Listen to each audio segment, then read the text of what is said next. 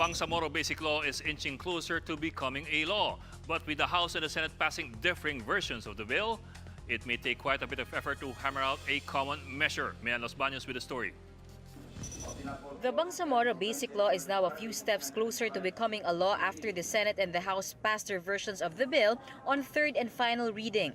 At around 1 a.m., senators unanimously approved with a vote of 21-0 Senate Bill 1717, or an act providing for the basic law for the Bangsamoro and abolishing the autonomous region in Muslim Mindanao. Only Senators Laila de Lima, who is still detained, and Manny Pacquiao were not able to vote. Senate Majority Leader Mig Zubiri admits the final version is far different from the original version. Even then, he said the important provisions of the bill are intact. Ganyan talagang legislation.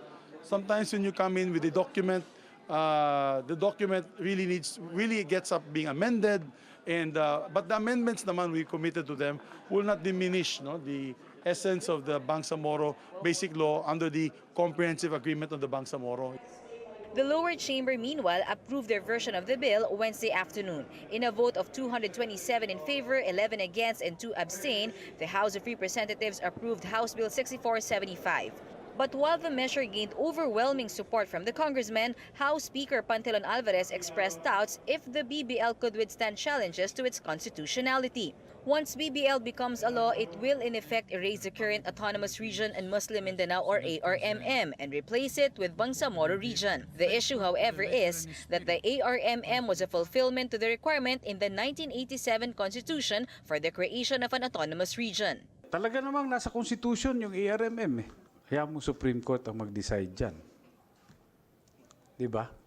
Hindi kami yung magsasabi kung constitutional yan o hindi. Basta kami, merong proposal, ito, BBL as a substitute doon sa ARMM law. So, gagawin namin. But Senator Coco Pimentel is confident the measure will pass constitutional muster. Wala namang senador or kongreso na sadyang magpapasa ng unconstitutional na batas. So, once we approved it on the BBL last night on third reading, we were all convinced about its constitutionality. The Bicameral Conference Committee will now iron out the conflicting provisions of the Senate and House versions while Congress is in recess. Once the Bicam reconciles the two versions, it will be sent back to both chambers for ratification before transmitting it to President Rodrigo Duterte for his signature. Congressional leaders are targeting for President Duterte to sign the bill into law in time for State of the Nation address in July. Reporting for News 5, Maeanne Baños, We Are One News.